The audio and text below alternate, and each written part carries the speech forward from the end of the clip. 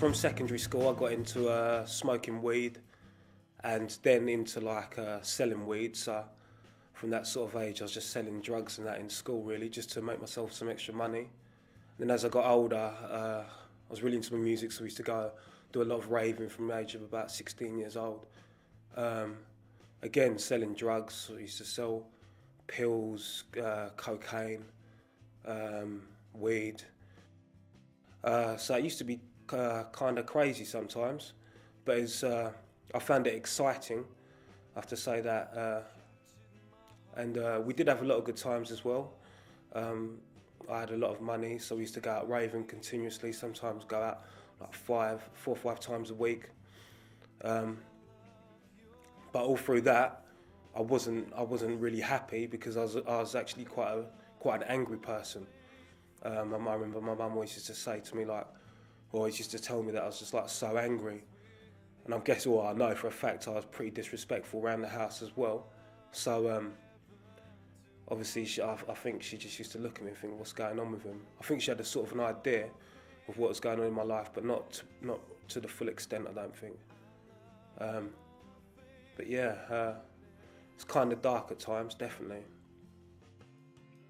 Got to a point where one night I was sitting there, me and 2 of my friends have come back from some club, and we was back at our house, and it had been like a really good night, and we had a laugh. Both my friends left. It was probably about 4 o'clock in the morning, I reckon, and I was sitting there just watching a bit of TV, about to go up to bed, and I was just thinking, I just had this feeling inside of me that I was just so unhappy, which was funny, because at this point, at that moment in time, right there and then, I actually was very happy. Do you know what I mean? In the sense that I'd had a really good evening.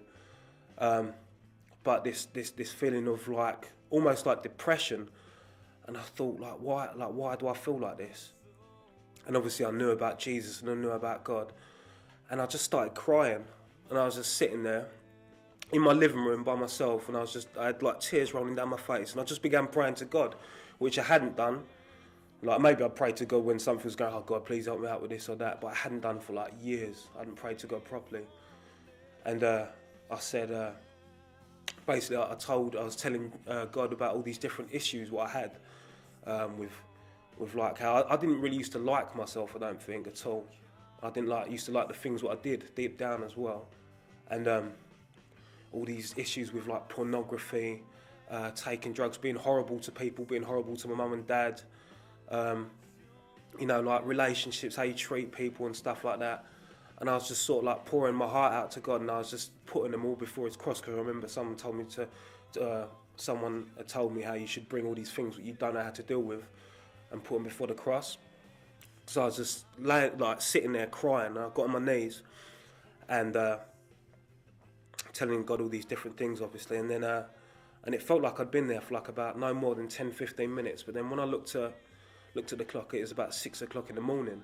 So I'd been there for about 2 hours, 2.5 hours, something like that. So it was really weird. I thought I've been here for ages.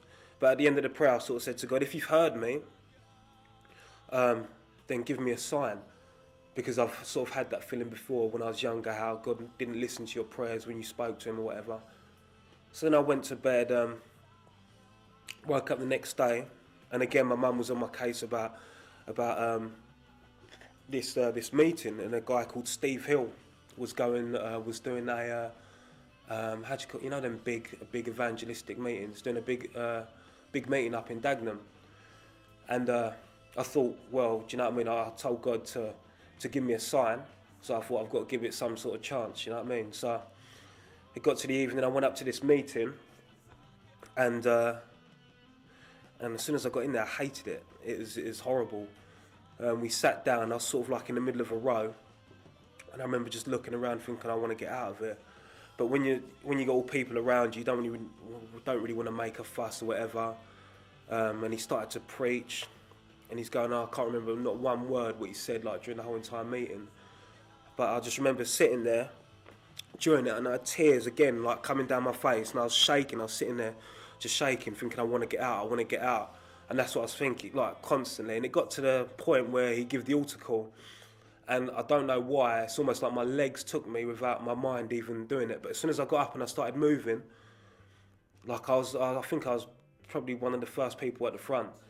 And I got down, obviously, in tears again, like crying again before God. And I give my heart that night. And I remember like this preacher like really taking like, spent time talking to me afterwards as well. And it felt like, I don't know, it felt like really special. I felt so different after I gave my life, and it was just like a whole sort of like weight had lifted off my shoulders, and I sort of felt brighter. Steve Hill at the meeting said everything that you've got in your house, which is, do you know what I mean, pornography, drugs and everything, get it out of your house, get it out of your life. And I got on my phone to my friend and said, I've got to bring it all round. I said, I can't have it in my house, I can't have it near me. And he was sort of like, well, like, what are you going about? Why? So like, I've just got to bring it round. So I went around and took all the stuff around there. And I said, look, I can't do this anymore. I said, I'll help you collect the rest of the money, what we was owed, but I can't do, like, I'm not going to sell drugs anymore. And he was like a bit confused, but like it's sort of like weirded out by it as well, thinking, what's wrong with him? And I didn't actually tell him that night what the reasons was. And it wasn't until the next day, and he's still on my case ringing me saying, like, why have you suddenly decided not to do this and that? And I told him that I'd been to this meeting and that I'd give my life to Jesus. And he knew that my family was Christians, but he was quite like, I don't know, surprised that I'd given my heart to God. So then he said, like, and then I said, well, do you want to come to this meeting? Because it was like a week-long event, I think. And the next night he came, and then he gave his life as well. And it was just amazing, do you know what I mean? We'd come from where we'd been, and all of a sudden we're there talking about Jesus after the meeting. We was all happy, all like hugging each other and that, and we was all like bouncing off each other. Went round our mate's house, we sat there and smoked a joint and talking about God, do you know what I mean? It's a bit contradictory, but we was all like really excited about like what had just happened.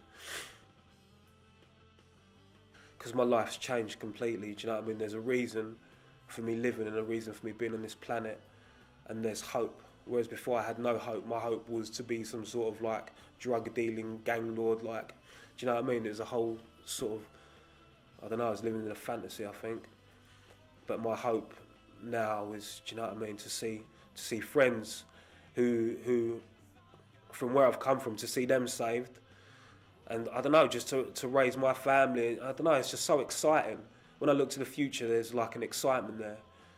Whereas before, it was all, I don't know, it was just rubbish. My faith in Jesus, basically I feel like now that these things that I've done in the past, you know what I mean, do you know what I mean, they're forgiven, and that I'm free from a lot of problems and issues what I had before. I know for a fact that I'm free from like a stronghold of like drugs that was on my life, and lies as well. I used to tell loads of lies all the time and whatever. Basically, my faith in Jesus is that I'm free from everything. Captain, my heart has your love, giving me a hope for tomorrow.